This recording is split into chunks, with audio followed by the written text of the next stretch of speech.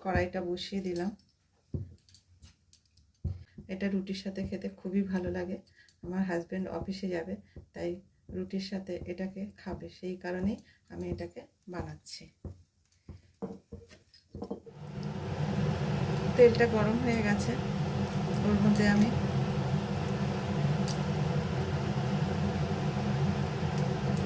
শুকনো লঙ্কা দিয়ে দিলাম।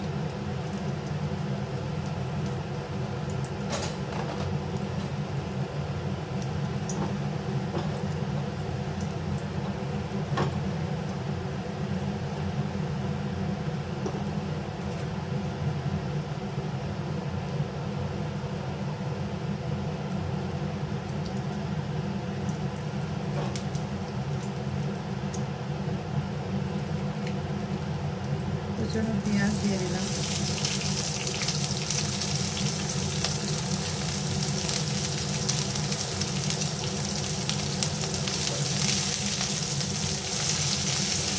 অনেকে এর মধ্যে রসুনও কুচিয়ে দেয়, কিন্তু আমি রসুনটা ইউজ করি না। আমি রসুন দিয়েও খেয়ে রেখেছি এবং শুধু পেঁয়াজ দিয়ে খেয়ে রেখেছি।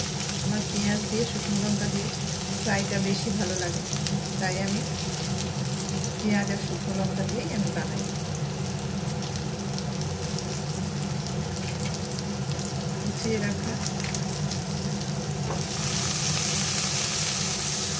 বেগুনের টুকরোগুলো এর মধ্যে দিয়ে দিলাম।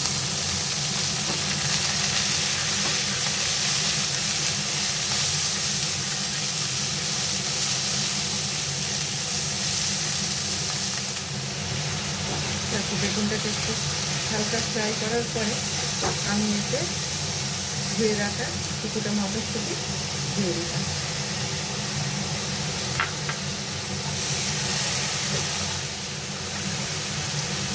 এর মধ্যে একটা ছোট টমেটো দিয়ে দিলাম। রান্নার মতো নুন দিয়ে দিলাম।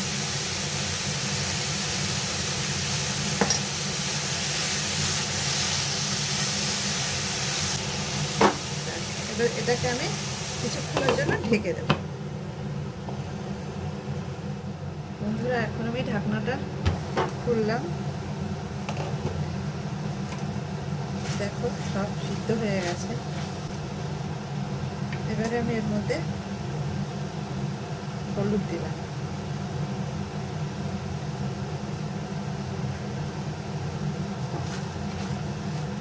এর মধ্যে একটু স্বাদের জন্য একটু হালকা চিনি দিলাম।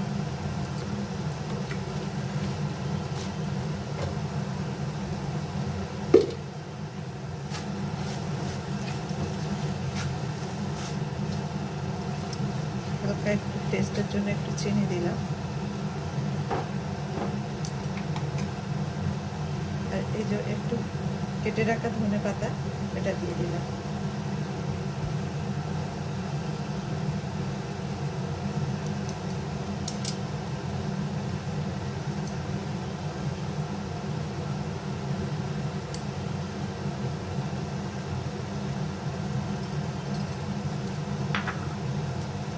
আবারও আমি ঢাকা দিয়ে দিলাম।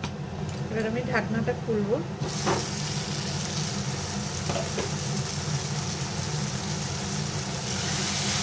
দেখো বন্ধুরা, আমার রকমারি বেগুন ভাজি বা রকমারি বেগুন ভাজা যেটাই বলো, তৈরি হয়ে গেছে। এবার আমি এটা গ্যাসটাকে অফ করে দিলাম এবং একটা পাত্রে এটাকে উঠিয়ে নিলাম। বানাতেও খুব কম সময় লাগে। হ্যাঁ, চটজলদি এটা খুব তাড়াতাড়ি বানানো যায়।